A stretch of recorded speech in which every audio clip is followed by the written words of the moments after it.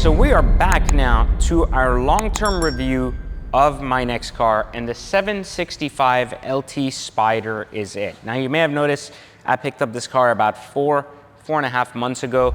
It looks better, it sounds better, and it's so much faster.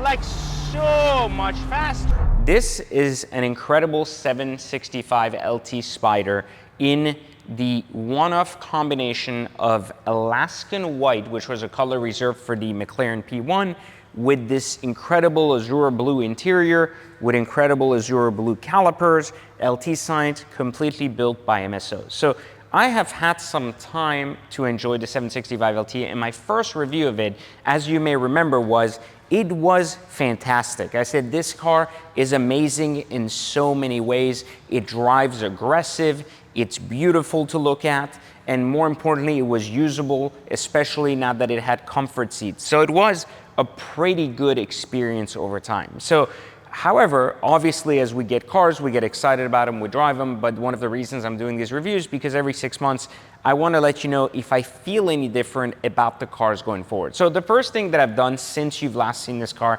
is I've added a set of spacers. And you may notice that the car is not lowered, it is a factory setting, and it is now sitting flush and perfect. In case you want to do spacers to your car, you need to run a lot of the settings will say like 15, 20, because it accounts for the car being lowered. But if you're not touching your suspension because you don't want to mess with your warranty, right here you have a 15, 15 all around, and it looks absolutely flawless without the car being lowered. It's just a great small addition for $500, and it will make the world of a difference on your car from a design and aesthetic standpoint. So really, really love the 765 design. I have a few complaints as I've kind of driven this car in terms of design, so let's start there, and then we can talk about the interior, what works, what doesn't work, and then the car as a whole. So design-wise, you'll notice that it's basically a 720 with a body kit, a center mount exhaust, and that's really basically it. Now, this benefit of a Spider is you lose the option for the roof scoop, which is no longer present. That was, I think, one of the better offerings of the 765 Coupe. Now, the 720 didn't really offer us a roof scoop until the Le Mans edition, which was a very limited car. So the 765 really retained that as the roof scoop kind of version of the car, which was cool. With the Spider, you lose that, but you still get the top. So cool, sure, no problem. Body kit wise, it's just a 720 basically with a body kit in terms of design. So it's not as exciting as one would imagine, because over time, it does look kind of dated. Like, you have to assume that, you know, people have seen the 720S on the road now since what, like 2018? So it's now been around on the road for 5 to 5.5 years.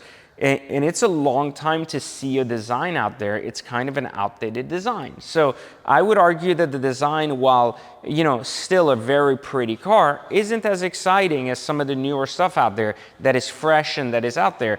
And while it drives fantastic, from a very big difference between the way a 765 and a 720S drive, this car specifically, just in design, does not do it for me. I don't believe that the car is significantly greater than some of the other cars out there for the same amount of money. Now, these cars are still trading about 100 to 200K over sticker, which is fantastic. This was a 500K sticker, so it's roughly a 700K car. It's a beautiful car. Don't get me wrong, it's fantastic, but it just design-wise, I don't think differentiates the 6.5 enough from the 720, especially when the design is quite that old. Now, let's talk a little bit about the car quirks and things we like. So soft closed doors, a must, fantastic. It doesn't accumulate rocks like the Senna or anything. There is one small thing that will just annoy you. They've done a much better job with the entertainment system. They've done a much better job with the Bluetooth connectivity, and this has really gone up there. The one thing this car did not have is the premium speaker option, the B&O option. And unfortunately, because it doesn't have B&O, I think sound suffers dramatically. Like in other cars, I would say you don't always need to have premium sound, but in this car, you have to have premium sound, especially with the top down.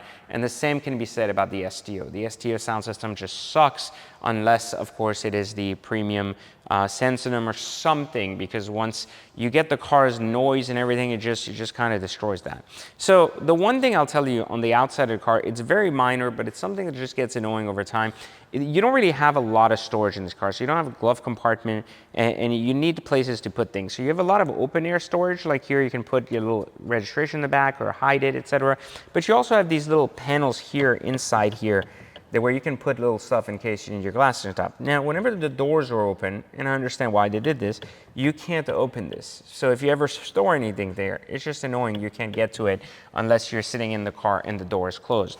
Now, historically, again, storage is very limited on this car, but it has a lot more storage than some of its counterparts, which even though would have you know, more or less space, still have less storage or places to put. You have 2 cup holders, which is really, really useful, more than you'll ever know. One here and then one under there. So you do have a very well-versed and usable car, and the seats are quite comfortable as well.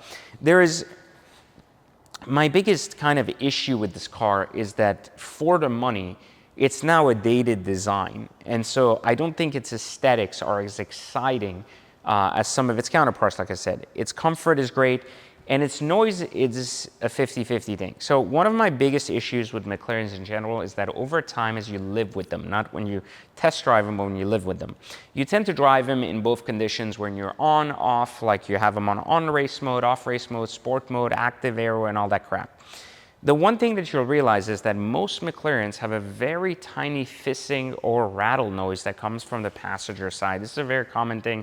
It was happening with the Senna, it happened with my 720S, my Le Mans, and a dozen other McLarens before. It just seems to be a continuous buzzing noise that comes from there, as if there's clamps that are loose or something in the exhaust. I've had this car looked at twice, there's no such thing. It's just the way the car is basically engineered. You get to hear that rattle based on the way the car works. So, you know, exhaust node wise, it's exciting with the top down. Drivability, it's very exciting. But its lower RPM function of just being quiet and without the active mode on is just kind of blah.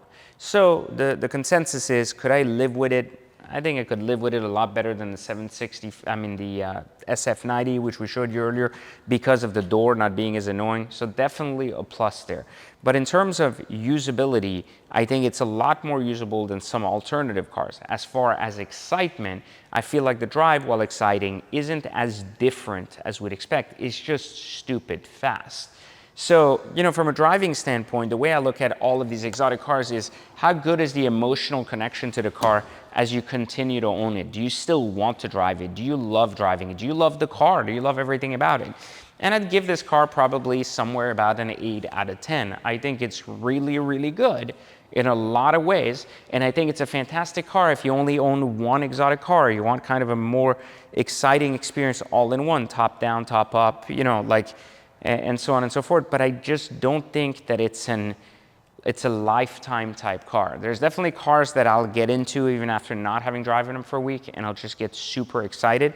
And like I told you last time, the STO was not one of those cars, and the 765 is definitely not one of these cars.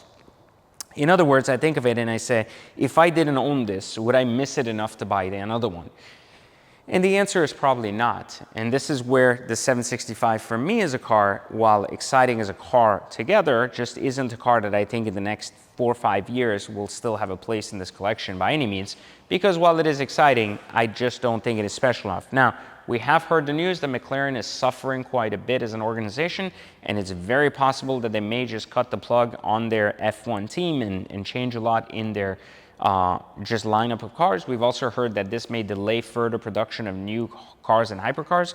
And we've also heard that they have suffered dramatically based on the Artura being a huge failure, both from a financial standpoint and two, from the capacity to bring that to life with so many glitches and issues prior to the car being actually released in customers' hands. And resale values so far in the Artura have been trash, and it hasn't brought anything over MSRP, so it's not special enough. So this could be by far the best McLaren on the road and the final one of that, but that in itself will have to be determined. But I do still stress that perhaps maybe this could be the best McLaren ever made, for me anyways. I think overall balance of what it is and how it functions. But I will argue that perhaps as they say, is just not good enough because competition has gotten fierce, and just what is out there from alternatives like Lamborghini and Ferrari could be considered just as good. I mean, the SVJ we talked about just does so well at embodying its nature and what it is. And this car, I feel, again, does really well at what it is, but in a way, it is just a modded 720S. I mean, there isn't anything in this car that makes it so relatively special or exciting that would tell you that, hey, you know what? If I had two 720Ss, it would be, you know, perhaps better than having one 765LT. So, you know, basically put, it's fantastic, just not fantastic for generations to come. So there you have it. That's my review of the 765LT. I will argue and I will tell you something that a lot of people are not telling you. And it is that if you want to learn how to get in and out of these exotic cars and actually learn to not lose money on them, so knowing how to time the market, buy the right car, understand which options you need to make the car desirable when you sell it, you need to learn the exotic car hacks way. And you can do that in the description, where I have a free training for you for 1 hour, where I'm going to teach you in and out of how hacking works and why it's the financial responsible way to own your next car. In addition to that, if you're ready to own and join the greatest community of exotic car owners and future owners in the country, then join right at the link in the same description, where you can actually join Exotic Car Hacks at a very discounted rate just because you are watching this on YouTube. So check it out, make sure you like, subscribe, and turn on notifications. And we're gonna get to a lot more of these cars from my collection next couple of weeks, where we're gonna see, you know, which ones held up okay and which ones were kind of like, meh. I guess we'll see you then. So click the button and I'll see you on the next one. Take care.